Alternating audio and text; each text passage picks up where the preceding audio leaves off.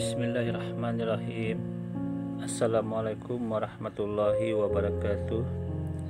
Sahabatku yang beriman, dimanapun saat ini Anda berada, jumpa lagi dengan Madya Channel. Untuk di video kali ini, Madya Channel kembali menjawab mereview dari akun MKC ini yang mana dia mencoba untuk menghujat, menuduh ajaran Islam itu Untuk videonya, untuk temanya kali ini kita simak saja langsung hasil mereka menghujat ini nanti kita tanggapin. Oke, go. Para malaikatnya Allah. Yang ketiga, wa kutubihi, iman kepada kitab-kitabnya Allah. Yang disebut kitab Allah apa saja? Yang pertama Taurat, yang kedua Zabur, yang ketiga Injil, yang keempat Quran. Itulah yang disebut kitab Allah, dan substansinya kitab-kitab itu adalah firman Allah, ayat-ayat Allah. Kita tanggapin sedikit dulu ya. Nah, di sini kan si MKC ini mencoba untuk berbicara tentang pedoman dasar umat Islam Yang pertama Al-Qur'an, yang kedua kemudian hadis Nah, di sini kita bisa lihat nanti di mana dia mencoba untuk menuduh dan menghujat salah satu pedoman umat Islam. Oke, go. Kalimat-kalimat Allah. Di dalam rukun Islam, rukun iman, tidak disebutkan hadis kitab Allah, tidak disebutkan fikih kitab Allah, apalagi ijma dan kias. Ijma dan kias sama dengan fatwa ulama, tidak termasuk kitab Allah, karena semuanya itu hadis, fikih, ijma, dan kias itu karangan para ulama. Saudara, karangan para ulama. Selama ini umat Islam itu taat kepada para ulama. Nah, poin yang kita bisa ambil di sini, dia menuduh hadis itu karangan para ulama. Nah, ini salah satu penghujatan tuduhan yang dilakukan MKC ini kepada sumber hukum Islam yang kedua, yaitu Al-Hadis Kita lanjut dulu.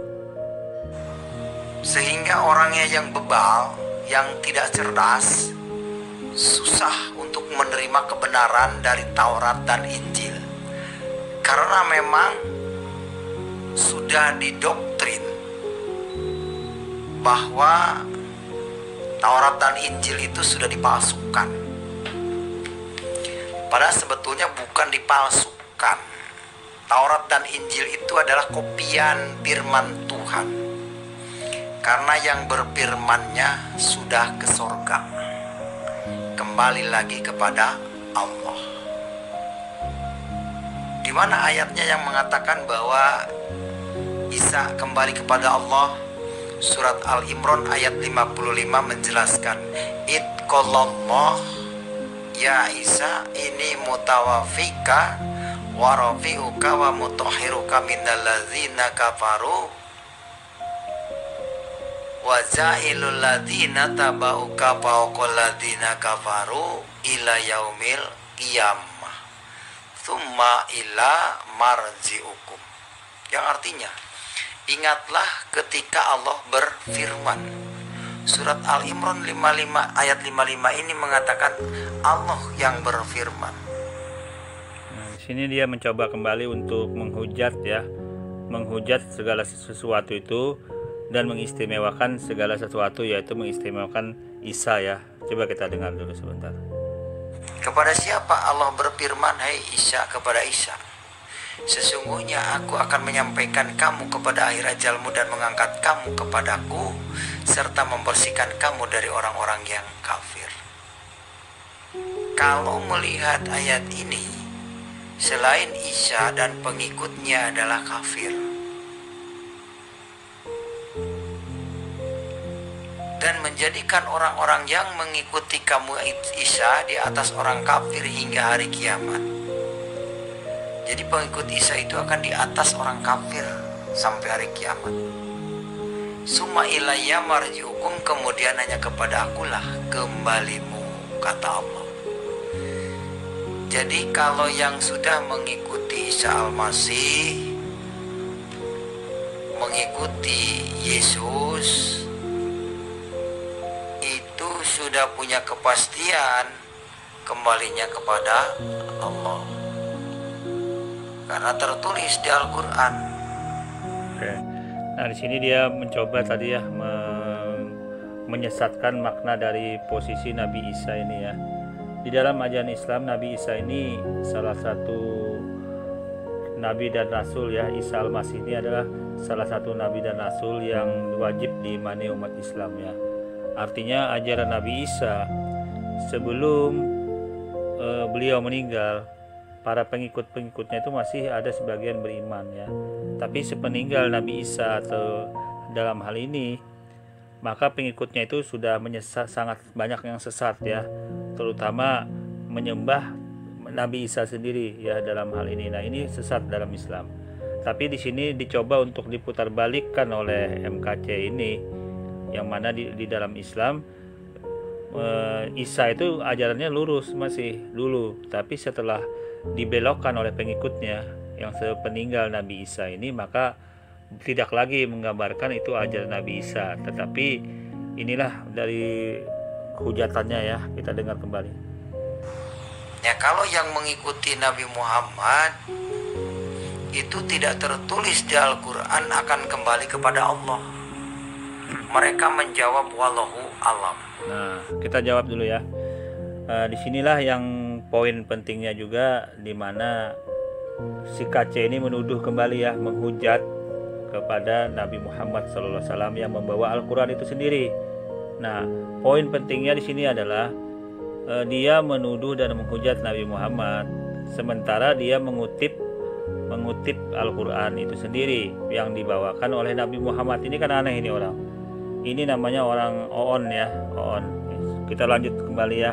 Dalam posisi ini dia sampaikan dasar bahwa Nabi Muhammad itu kembali kepada Allah di dalam Quran surah Al-Ankabut ya. Anda bisa lihat ayat 57 ini ya.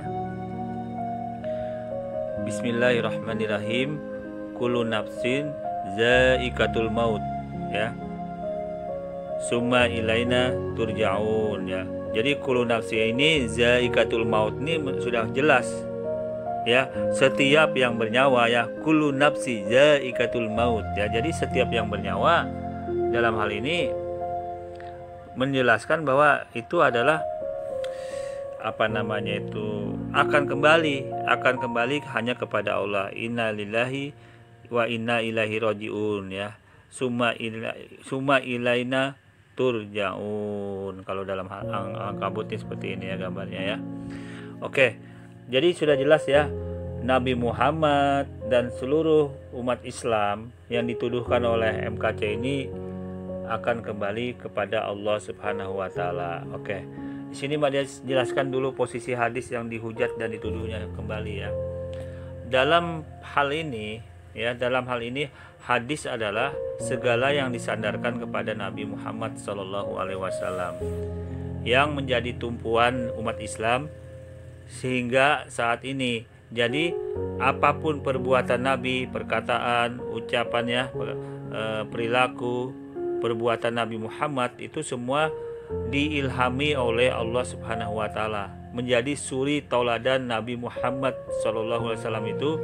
Suri tauladannya itu menjadi suri tauladan bagi umat Islam itu sendiri ya. Jadi apa yang terbuat di dalam diri Nabi Muhammad itu suri tauladan gitulah. Wa ma arsalnaka illa rahmatan lil alamin. Jadi kedudukan hadis di dalam Islam itu berfokus kepada sumber hukum yang kedua setelah Al-Quran, yaitu atiullah itu Al-Quran, wa atiur rasul itu hadis, wa ulil amri minkum ya. Jadi sudah cukup jelas ya, di sini sudah cukup jelas bahwa hujatan yang disampaikan oleh MKC bahwa hadis itu karangan manusia terbantahkan ya, patah ya, karena dasarnya dalam Islam atiullahi wa atiur rasul, mentaati Allah dan mentaati Rasul. Allah melalui Al-Quran, hadis Rasul melalui hadis. Nah, jadi dasar rukun Islam sangat jelas, dan hadis bukan karangan manusia, tetapi itu diilhami oleh Allah Subhanahu wa taala. Ya, seperti itu. Seperti itu gambarannya ya.